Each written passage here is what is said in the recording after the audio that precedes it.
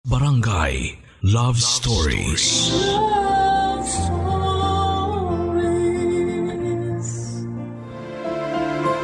Mali ang ikumpara ang dalawang bagay na magkaiba. Maling-mali rin na ipilit mong maging magkatulad ang dalawa lalo't alam mong sadyang ginawa sila na hindi magkaparehas. Ikaw kapuso, na ikumpara ka na ba sa iba? Dear Papa Dudut, magandang araw sa iyo Papa Dudut. Ako nga pala si Celestine, 31 years old at nais kong ibahagi sa inyo ang nangyari sa buhay namin ng aking best friend na si Robert. May 5 taon na po ang nakakaraan.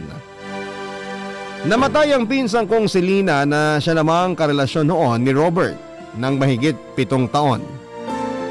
Gumuho ang pareho naming mundo noong biglang pumanaw si Lina. Na-hold up at pinatay ang pinsang ko noong minsang pauwi ito ng bahay. Ako ang unang nakaalam at nagsabi nito kay Robert at iyon ang pinakamahirap na ginawa ko sa buhay ko. Hindi pa rin kami makapaniwala noon sa mga nangyari, Papa Dudut. Kahit na nakaharap na kami sa kabaong ni Lina, iniisip pa rin namin na baka panaginip lamang yon. Kung hindi lang dahil sa sakit na nararamdaman namin sa aming mga dibdib ay hindi namin iisipin na totoo ang lahat ng yon. Naging karamay po ako ni Robert sa mga panahong nagluluksa ito mula sa unang araw ng lamay hanggang sa mailibing na si Lina. Wala akong ibang ginawa kundi ang makinig sa bawat sakit na nararamdaman ito sa pagkawala ng kanyang unang pag-ibig. Kahit anong oras, kahit nasaan pa ako noon ay handa akong magbigay ng oras, makatulong lamang sa kanyang ginagawang paglimot.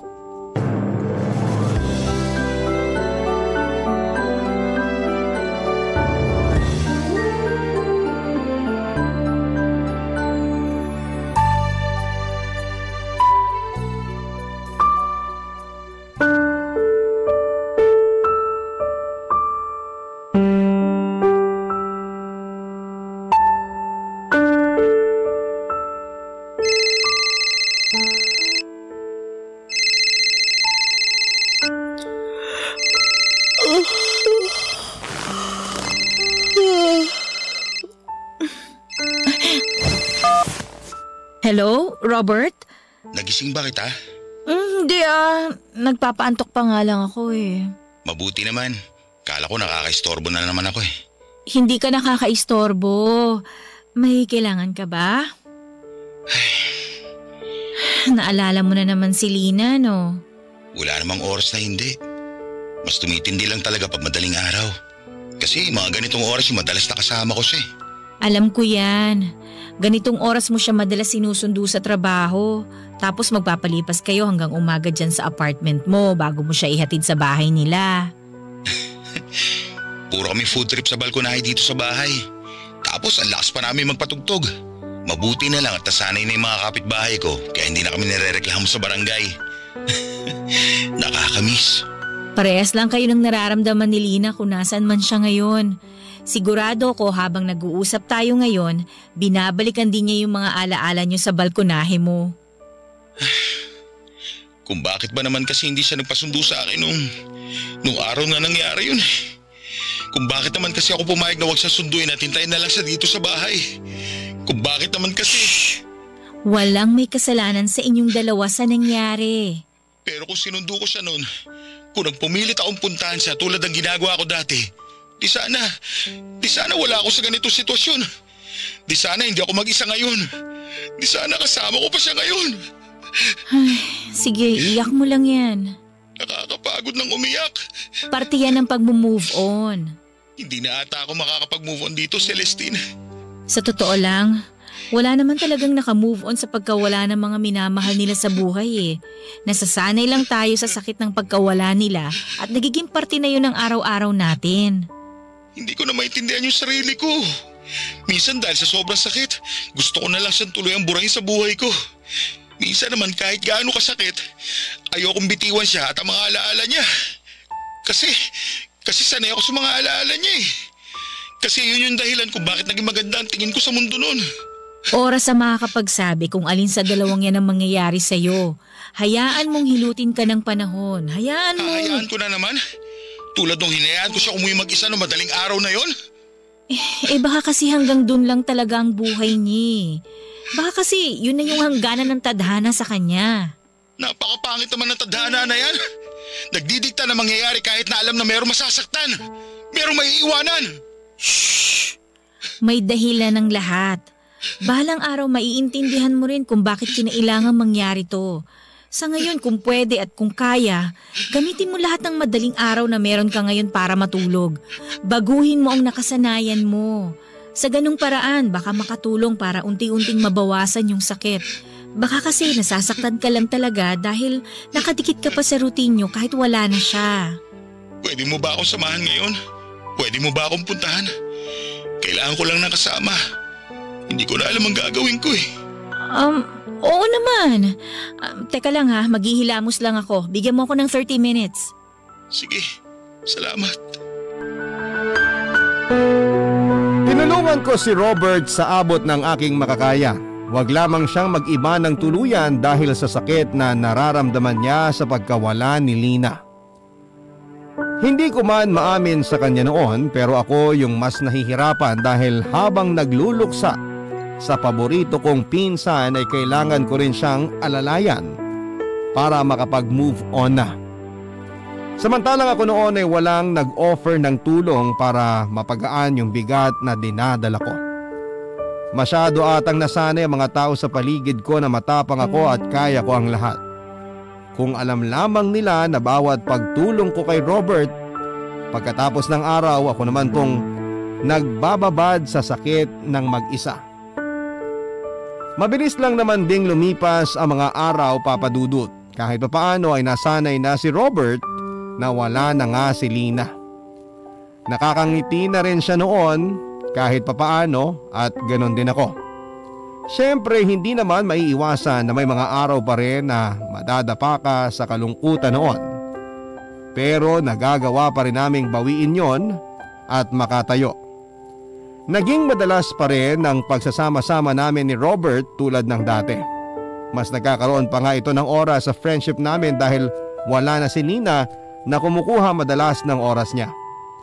Sa pagkakataon pa nga na tinulungan ako nitong mag-ayos ng mga ililipat kong gamit sa bagong titirhan kong apartment, excited ako noon dahil makakapag-solo na rin ako sa wakas at si Robert pa ang una kong sinabihan tungkol sa panibagong kabanata ng buhay ko na yon, Papa Dudut.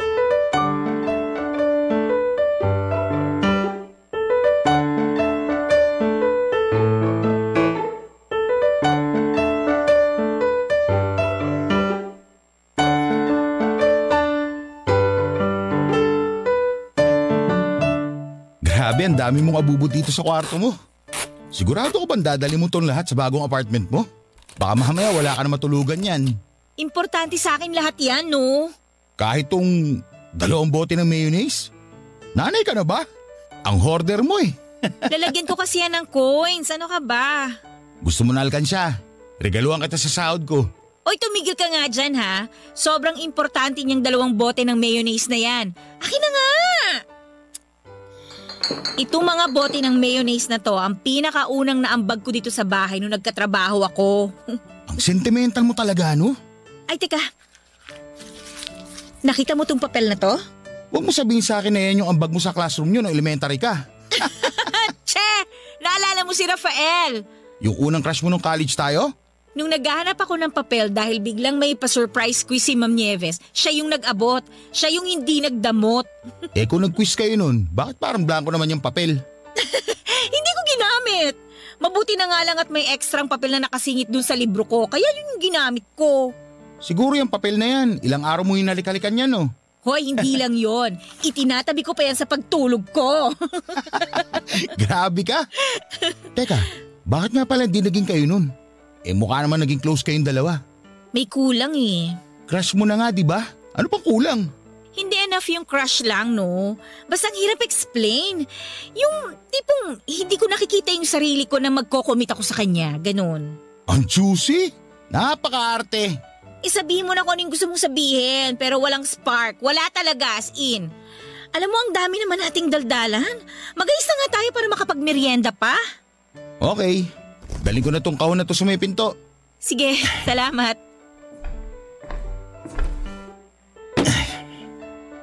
Teka, ano to? Celestine, Oh, bakit nasa itong picture ko? ha? Hindi ko alam. Baka naiwan ni Lina yan dito nung ano. My first crush. My first love. Kay Lina nga yan. Kunin mo na. Naiwan niya siguro nung nakitulog siya rito. My best friend, Robert. Kay Lina yan. Celestine, hindi ako ang first crush o first love ni Lina. Mas lalong hindi ako ang best friend niya. Ano ka ba naman? Siyempre kapag karelasyon mo, matik siya na yung best friend mo, di ba? Ako ang best friend mo. Hoy, ang feeling ha? Baka mamaya isipin mo. At sulat kamay mo to. Hindi ako pwede magkamali. Dahil ikaw ang best friend ko.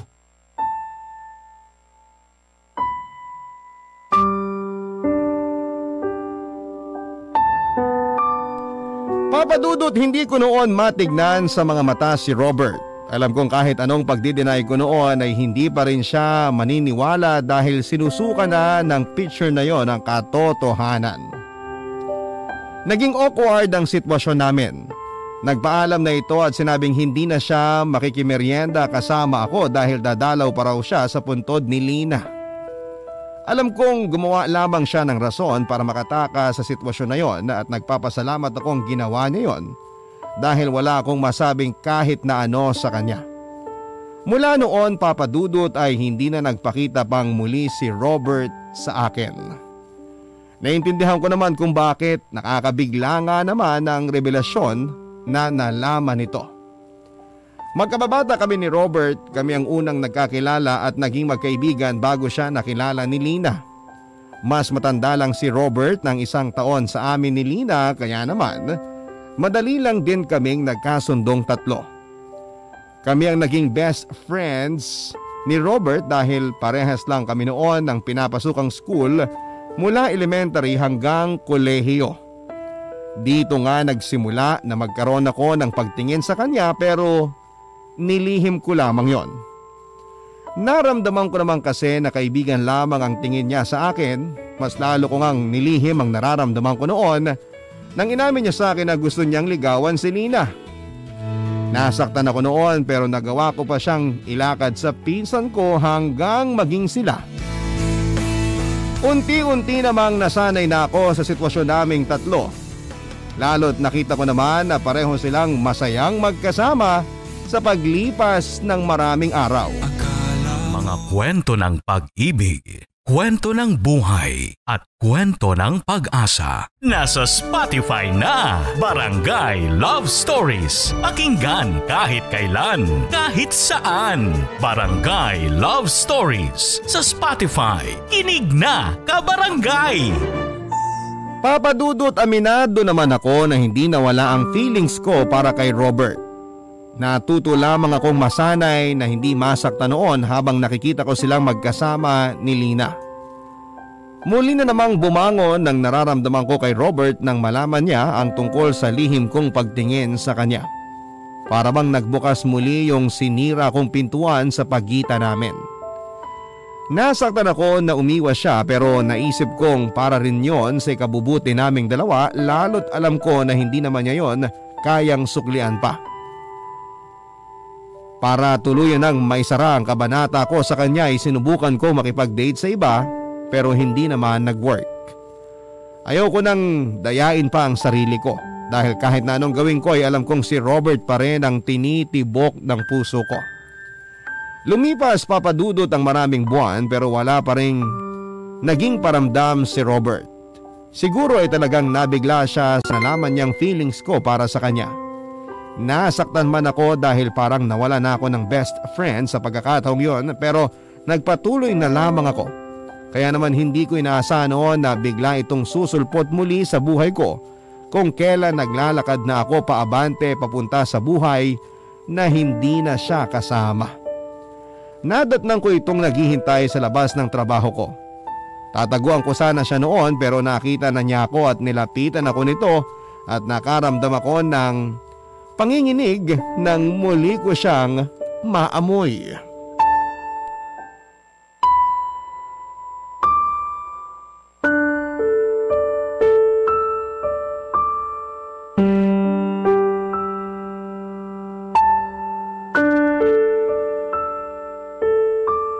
Robert, anong ginagawa mo rito?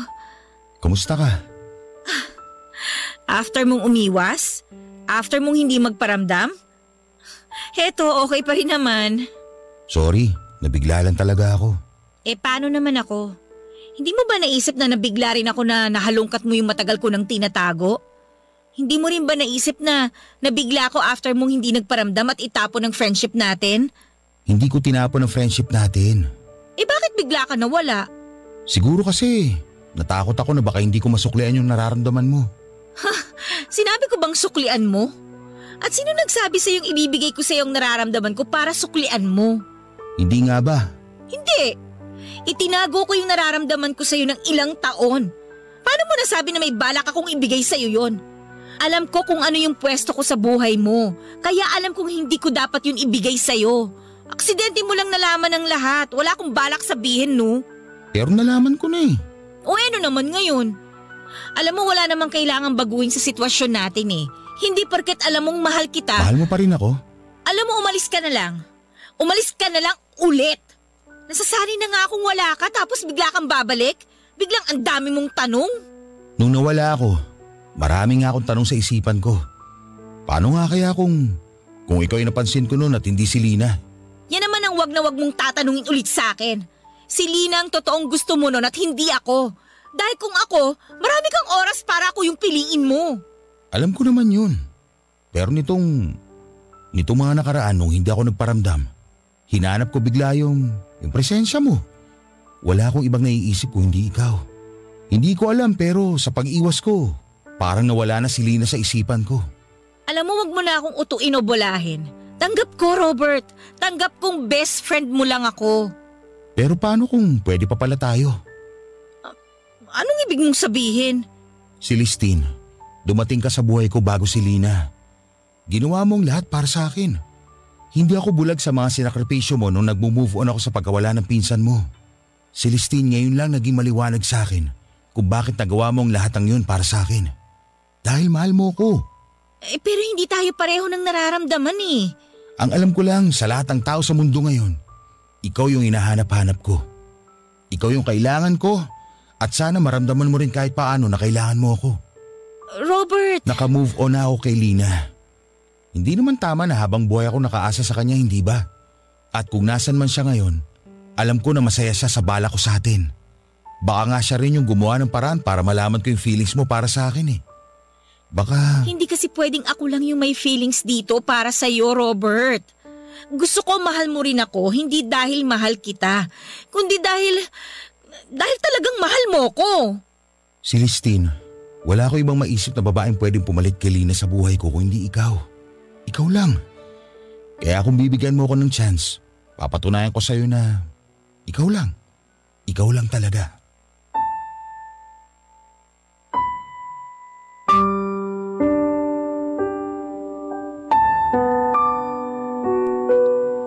Takot man ay pumayag akong makipagrelasyon kay Robert kahit na walang kasiguraduhan ng lahat. Marami pa rin akong tanong noon sa isipan ko pero mas pinili kong maniwala na baka nga maging masaya naman ako kay Robert. Naramdaman ko naman noon na handa siyang i-workout ang relasyon namin at ganun din ako syempre. Nagtulungan kaming dalawa para mapatibay ang pundasyon namin. Maraming adjustments kaming ginawa dahil nasanay kaming mag-best friend lamang. One great love ko si Robert kaya naman napakadali lang para sa akin ang sumugal sa isang relasyon na walang kasiguraduhan. Naging masaya naman ako habang kasama ko siya. Pinaramdam naman niya sa akin na ako lang talaga. Hindi na ako nakaramdam ng kutob na baka rebound lamang ako nito kay Lina. Naramdaman ko namang buo ang atensyon niya sa akin, yun nga lang papadudot minsan na hindi maiwasan na bigla kang makakaramdam ng iba papadudot. Noong minsan magkasama kami, para sa aming monthly date ay may naramdaman akong kakaiba mula sa kanya.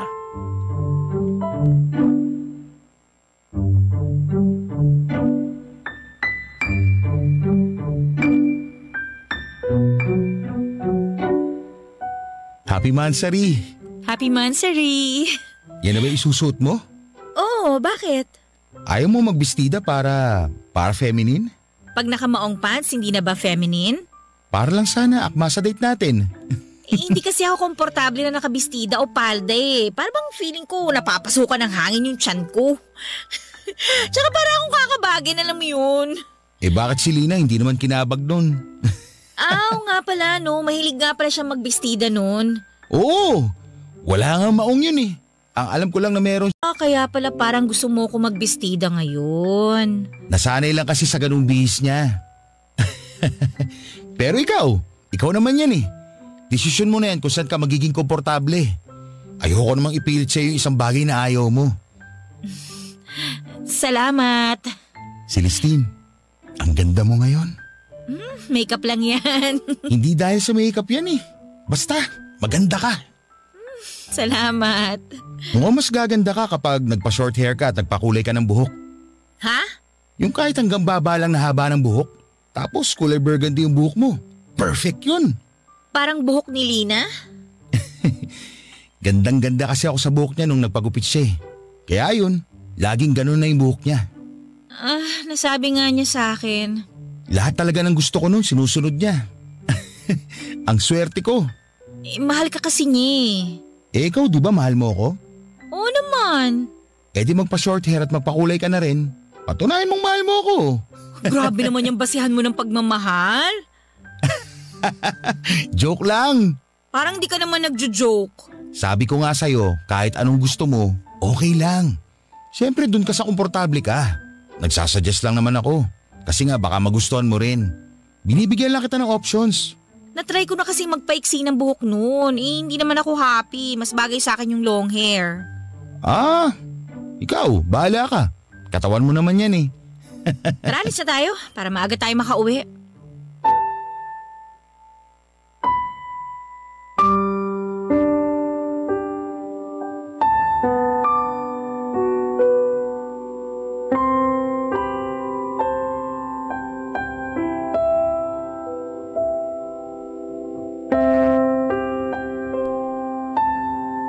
Papadudot kinontra ko man siya noong una sa mga gusto niyang pagbabago sa akin ay ginawa ko pa rin. Nagpaiksi ako at nagpakulay ako ng buhok, yung gaya ng kay Lina. Napabili na rin po ako ng mga bestida kahit na hindi yon ang komportable sa akin. Sinanay ko ang sarili kong magsuot ng mga yon dahil nakikita kong tuwang-tuwa si Robert kapag nakikita niya akong nakabestida noon. Natuwa naman ako dahil nararamdaman kong lumaki na ang puwang ko sa puso niya. Kaya naman simula noon lahat ng gusto nitong gawin ay sinusunod ko na. Papadudot, yung mga pagbabago na gusto niya para sa akin ay para maging katulad ko si Lina. Hindi na lamang po ako umiimik noon dahil ayokong buhayin pa ang alaala ni Lina sa kanya. Lagi kong nakakasama si Lina noong buhay pa siya at alam ko ang bawat gusto at ayaw nito. Mula sa mga damit hanggang sa mga sapatos na susuotin ay alam na alam ko lahat ng mga yon. Kaya hindi pwedeng mag-deny si Robert sa nabuo kong konklusyon. Parang binubuo niya ako para mabuhay sa akin ang katauhan ng yumaon niyang karelasyon sa katauhan ko, Papadudot. Mga kwento ng pag-ibig, kwento ng buhay at kwento ng pag-asa. Nasa Spotify na, Barangay Love Stories. Pakinggan kahit kailan, kahit saan. Barangay Love Stories sa Spotify. Kinig na, kabarangay! Sa bawat araw na dumadaan ay naging kawangis ko na halos si Lina. Hindi ko na makilala pa ang sarili ko noon sa salamin sa bawat tingin ko sa aking refleksyon. Para bang nabura ang katauhan ko bilang si Celestine at pinalitan ko na si Lina. Aminado kung hindi ako masaya sa pagbabagong yon, pero sa tuwing naiisip kong eto ang magpapasaya kay Robert ay nagiging okay na rin po ako. Pinanindigan ko na lamang ang pinasok kong sitwasyon. Naisip kong baka face lamang ni Robert yon bilang mahaba-haba rin kasi ang naging relasyon nila ni Lina, kaya inaalala niya pa ito yung mga nakasanayan niya. Papa Dudut, umabot na rin si Robert sa pagkukumpara sa akin noon kay Lina.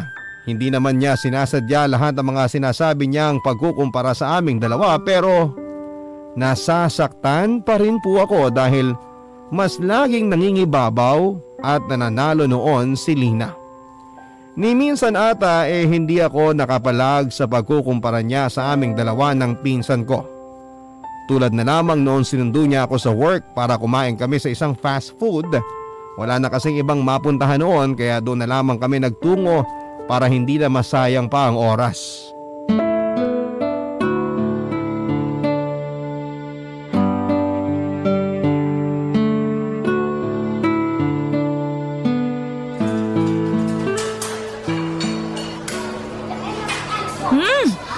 Ang sarap talaga ng balat ng manok.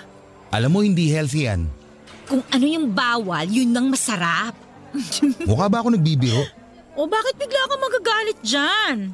Kasi parang hindi mo siniseryoso yung sinasabi ko eh. Ay, gustong-gusto ko lang talaga ang balat ng pritong manok. Bihira naman ako makakain nito kaya kapag meron, sunggab ka agad. Kahit paminsan-minsan lang, hindi pa rin maganda yon. Tapos thigh part pa yung kinuha mo. Nag-uumapaw yan sa taba. Dapat breast part ang kinukuha mo. Hindi ko nga ma-enjoy yun kasi masyadong malaman. Wala akong halos malasahan dun. Tabang. Kailangan mo lang masanay. Para sa'yo rin yan kapag tumanda ka na. Pati ba naman pagkain, Robert? Sasawayin mo pa rin ako? Sinasaway lang kita kapag alam kong mali ka. Para sa balat ng manok? Sobrang malaking kasalanan na ba yun? Gusto ko lang protekta ng kalusugan mo. Di ba nga sabi ko sa'yo, minsan lang naman ako makakain ito. Tsaka ano ba naman yung pagbigyan ko yung katawan ko sa cravings ko? Sinasanay mo ang katawan mo maghanap ng mga maling pagkain. Di sige, ikaw na naman yung tama. Mabuti pa si Lina, ang dali lang pagsabihan. Actually, hindi ko na nga kailangan pagsabihan siya kasi alam niya na kung ano yung tama at mali. Tapos ikaw. Tapos ako ano? Ubusin mo na lang yung balat ng manok mo. Sana huling kain mo na yan ng balat. Bahala ka dyan. At talagang kakainin mo pa rin yung balat? Seryoso ba? Oh, di ba sinabi mo ubusin ko na? Ginagawa ko na Ano ba bang problema? Gusto mo yung sinusunod ka lagi, di ba? Sana naintindihan mo na sarcastic yung pagkakasabi ko. Ay, sorry. Hindi ako marunong makaintindi ng sarcasm Hindi kasi ako katulad ni Lina na marunong sa ganyan. Sorry talaga ha. Hindi makaintindi ng sarcasm pero kaya mo rin maging sarcastic. Ay, sarcasm na ba yun? Okay. Thank you sa bago kong natutunan sa'yo. Ang hirap mong pakisamahan. Ako pa talaga yung mahirap pakisamahan? Samantalang ako tong laging nag-a-adjust sa mga gusto mo at ayaw mo? Nag-a-adjust? Ang hina mo kaya pagdating sa pag-a-adjust. Buti pa si Lina, no? Buti pa siya hindi na kailangan mag-adjust sa'yo dahil lahat ng gusto mo nasa kanya na. Buti pa si Lina hindi kumakain ng balat ng manok. Buti pa si Lina nagbebestida. Buti pa si Lina marunong makaramdam. Buti pa si Lina hindi malakas gumamit ng masangsang na pabango. Buti pa si... Oh, saan ka papunta? Hindi pa ako tapos ikumpara yung sarili ko kay Lina. Marami pa akong baon. Wait ka lang! Ayoko makipagtalo sa'yo. Bahala ka na sa buhay mo. Bahala ka na. Papa Dudut, yun ang unang beses na sumabog ako sa harapan ni Robert. Pinalagpas ko noon ang mga pagkukumpara niya sa akin kay Lina pero hindi noong pagkakataong yon. Iniwan niya ako at umuwi ito. Hindi ito nagparamdam sa akin ng ilang araw at hindi rin naman ako nagbalak na lumapit pa sa kanya. Aminado ako, Papa Dudut, na nami-miss ko siya noon pero tiniis kong wag siyang kausapin para maintindihan ito na pinasama niya ang loob ko sa ginawa niyang pagbabago sa akin para maging katulad ko si Lina. Nagpataasan kami ng pride noon at sa huli ay siya rin naman itong lumapit pabalik sa akin at natuwa po, tuwang-tuwa. Nasa kwarto kami noon at nakaupo sa kama. Hinintay ko siyang magsalita at humingi ng sorry sa akin. Aminado naman ako noon na handa ko siyang patawarin oras na gawin niya yon. Hinawakan niya ang kamay ko noong medyo handa na siya para magsalita, Papa Dudut. Tiningnan ko siya nang pisanin niya ang palad ko. Doon ito nagkaroon ng lakas ng loob para ibuka ang kanyang bibig para kausapin ako. Handa na ako noon sa kanya anuman ang balak nitong sabihin sa akin, Papa Dudut.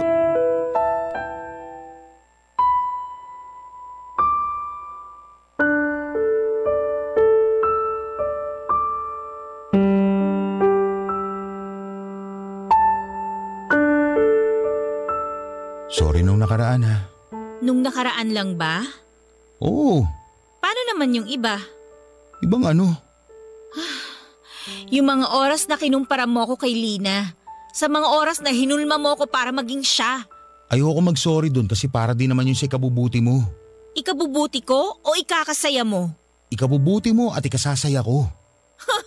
Hindi yun nakakabuti sa akin. Paano hindi? Kung hindi kita hinulma para maging katulad ni Lina, hindi magiging maayos ang direksyon ng buhay mo. Sino ka ba para sabihin sa akin na mali ang direksyon ko? Nakita mo naman ang buhay ni Lina, hindi ba? Tuwid at maayos. At sa akin sira? Ganun ba ang tingin mo sa akin dati pa? Hindi naman sa ganun. Ganun na ganun yon, Robert. Tiniis ko nga lahat ng pagbabago ko sa sarili ko para lang masiyahan ka eh.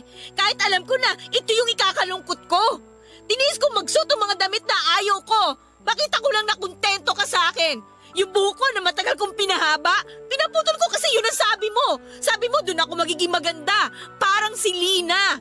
Sinunod ko yon. Kahit nga hindi ako masaya sa resulta. Kahit nga pangit na pangit ako sa sarili ko dahil sa buhok na to, okay pa rin. Kahit nagmukha lang akong plato, okay pa rin talaga. Eh di sana hindi ka pumayag. Kapag hindi ako pumayag, ikukumpara mo ako kay Lina. Sasabihin mo, buti si Lina marunong makinig, buti pa si Lina marunong sumunod, buti pa si Lina. Alam mo Robert, ang swerte ni Lina. Buti pa siya, hindi niya kailangang baguhin ang sarili niya para maging masaya ka. Ako? Araw-araw may binabago ako sa sarili ko, huwag ka lang mawala. Alam mo ba kung gaano kahirap yon? Ikaw naman ang nagdesisyon nun. Naglatag lang ako ng mga gusto ko. Pero ikaw ang gumawa ng lahat ng niya sa sarili mo. Lahat ng ginawa ko sa sarili ko para sa'yo. Para maging masaya ka. Para maging kontento ka. Para mahalin mo ako katulad ni Lina. Sorry. Hindi ko alam na ganyan na pala yung nararamdaman mo. Sana nagtanong ka. Sana nagtanong ka kung okay lang ba ako sa mga pagbabagong gusto mo. Sana tinanong mo rin ako kung nasisiyahan ba ako sa tuwing kaharap ko yung sarili ko sa salamin. Sana kasi tinanong mo ako. Kahit di ko tinanong, sana nagsabi ka. Hindi ko nga kasi kaya eh. Hindi ko kayang madismaya ka sa akin kaya madalas tumatahimik lang ako at sumusunod na lang sa'yo. Kasalanan ko na naman. Mabuti pa si Lina. Patay na si Lina! Baka naman pwedeng bitiwan mo na yung naging buhay niya. Baka naman pwedeng hindi ko na kailanganin bitbitin yung pagkatao niya kasi mas kailangan kong bitbitin yung sarili ko. Ikaw ang bumitaw sa sarili mo. Binitawan ko yung sarili ko para sa'yo.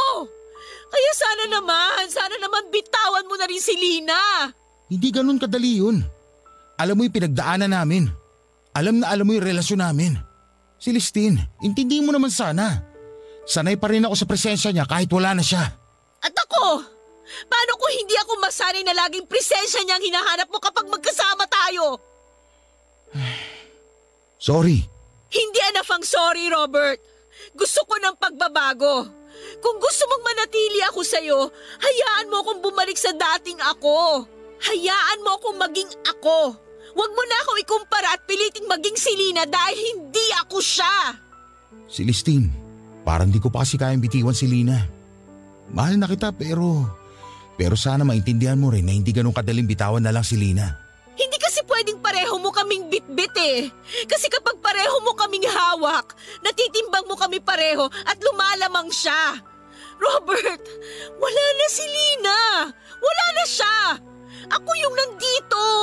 Ako na lang sana yung bitbitin mo. Celestine naman. Mamili ka sa aming dalawa. Huwag naman ganyan. Napakadaling piliin ako. Dahil ako na lang yung nandito. Huwag mo naman sabihin. Gusto kitang piliin pero buong sistema ko, si Lina yung hinahanap. Eh bakit hindi ako ang piliin mo? Pinipili kita. Pero sana hayaan mong piliin ko rin si Lina. Sige, hahayaan kitang piliin mo rin siya. Pero hayaan mo piliin ko rin maging ako. Babalik ka ulit sa dati? Babalik ako sa kung sino ako talaga. Pero maganda na yung pagbabago sa'yo. Para sa'yo maganda. Sa akin, hindi.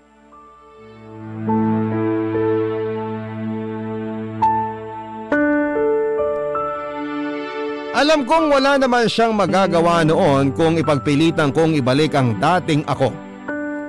Nakatingin lamang siya sa akin noon habang inaayunan ang gusto kong mangyari. Papadudot nakahanda na akong ibalik ang sarili ko sa dating ako, pero noong time na tinititigan ko siya at nakitang hindi siya masaya ay nagbago agad ang isipan ko. Hindi ko tinuloy ang pagbabalik ko sa dating ako. Ipinagpatuloy kong maging si Lina sa paningin ni Robert. Sinabi ko yon sa kanya at doon ko nakitang doon siya talaga naging masaya. Ginaya ko lahat ng pwede pang magaya kay Lina at doon ko naramdaman na mas minahal po ako ni Robert. Naging masaya noong simula noon para sa akin dahil nakuha ko na sa wakas ang puso niya. Inabot siguro marahil ng 1 taon mahigit bago ko na-realize na hindi ko na magagawang mahalin ang sarili ko dahil hindi ako ito. Habang minamahal ako lalo noon ni Robert ay unti-unti naman akong kumakala sa sarili ko at dahil doon, hindi na ako naging masaya pa, Papa Dudut.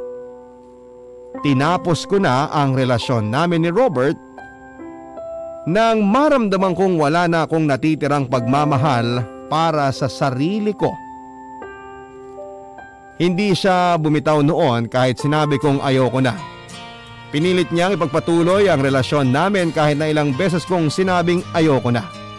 Sa huli, wala rin naman siyang nagawa kundi ang tanggapin ang desisyon kong mamuhay bilang ako na malayo sa anino ni Lina, ang babaeng unang minahal niya. Maraming salamat sa pagbasa ng aking liham, ang inyong kabarangay forever, Celestine. Barangay Love Stories.